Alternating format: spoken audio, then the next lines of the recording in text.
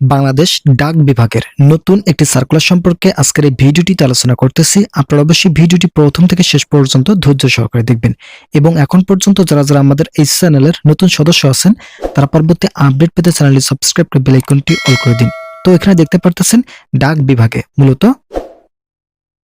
Union post অফিসে প্রথম যে পদ রয়েছে পদের নাম 60 মুদ্রাক্ষরিক কাম কম্পিউটার অপারেটর 14তম গ্রেডের জনবল নিয়োগ প্রদান করা হবে। এই পদের জন্য যারা আবেদন করবেন তাদের শিক্ষাগত যোগ্যতার ক্ষেত্রে অবশ্যই স্নাতক পাস থাকতে হবে। এছাড়া কম্পিউটার ব্যাপারে দক্ষতা থাকতে হবে। ষাটলিপিতে প্রতি মিনিটে সর্বনিম্ন গতি ইংরেজিতে 70 শব্দ এবং বাংলায় 45 শব্দের গতি থাকতে হবে।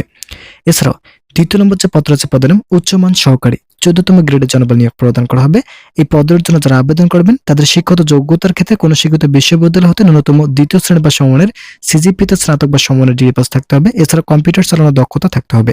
কম্পিউটার মুদ্রাক্ষরে প্রতি মিনিটে সর্বনিম্ন গতি ইংরেজিতে 30 শব্দ এবং বাংলায় 25 শব্দের গতি থাকতে হবে। তৃতীয় নম্বর যে পদ রয়েছে পদের নাম কেশিয়ার।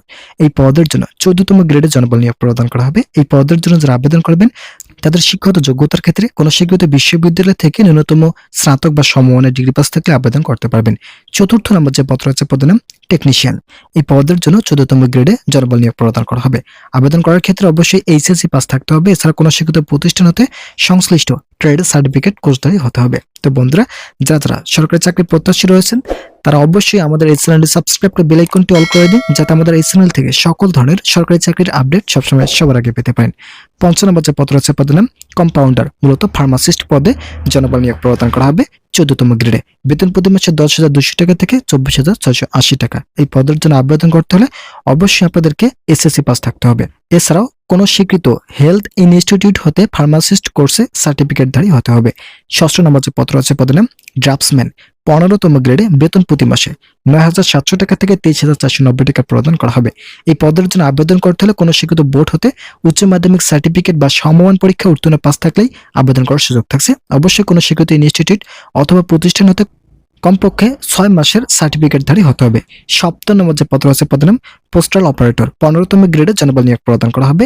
অবশ্যই আপনাদের শিক্ষাগত যোগ্যতা এইচএসসি পাস থাকতে হবে। 8 নম্বর যে পদ রয়েছে পদের নাম ড্রাইভার, ভারী ড্রাইভার পদে জনবল নিয়োগ প্রদান করা হবে।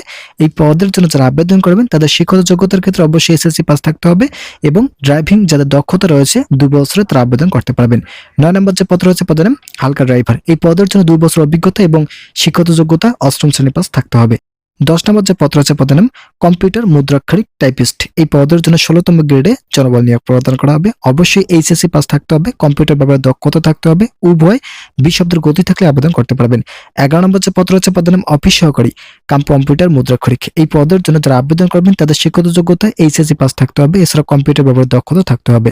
12 নম্বর যে পদ রয়েছে পদের নাম কার্পেন্টার, এই পদের জন্য যারা আবেদন করবেন তাদের শিক্ষাগত যোগ্যতা এসএসসি পাস থাকতে হবে। এছাড়া কোনো স্বীকৃত বোর্ড ইনস্টিটিউট হতে ট্রেড কোর্স সার্টিফিকেট পাস থাকতে হবে। এছাড়া সংশ্লিষ্ট বিষয়ে 3 বছরের অভিজ্ঞতা সম্পন্ন হতে হবে।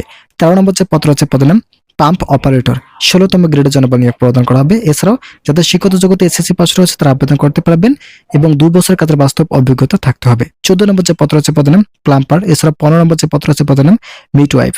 তো এখানে বেশ কিছু পদ রয়েছে, আমি শুধুমাত্র পদ এবং গ্রেড সংখ্যা নিয়ে আলোচনা করলাম এবং বাংলাদেশের প্রতিটি জেলা থেকে আবেদন করার সহ যাদের বয়স সর্বনিম্ন 18 এবং সর্বোচ্চ 32 বছর রয়েছে তারা আবেদন করতে পারবেন। মূলত যেদিন এই সার্কুলারটি প্রকাশিত হবে সেদিন আপনাদের শিক্ষাগত যোগ্যতা এগুলোই থাকবে। মূলত যদি এই পদগুলো বহাল থাকে তাহলে অবশ্যই শিক্ষাগত যোগ্যতা এগুলোই থাকবে এবং নির্বাচনের আগে যে সার্কুলারটি প্রকাশিত হতে যাচ্ছে সেখানে একই ক্যাটাগরিতে নতুন একটি সার্কুলার প্রকাশিত হতে যাচ্ছে। বাংলাদেশের সকল জেলা নারী পুরুষ উভয় প্রার্থী আবেদন করতে পারবেন এবং বয়সের ক্ষেত্রে 18 থেকে 32 বছর পর্যন্ত। তো আজকের এই ভিডিওটি পর্যন্ত। আশা করি ভিডিওটি থেকে অনেক উপকার পেয়েছেন। যদি উপকার পেয়ে থাকেন তাহলে অবশ্যই চ্যানেলটি সাবস্ক্রাইব করে বেল আইকনটি অল করে দিন।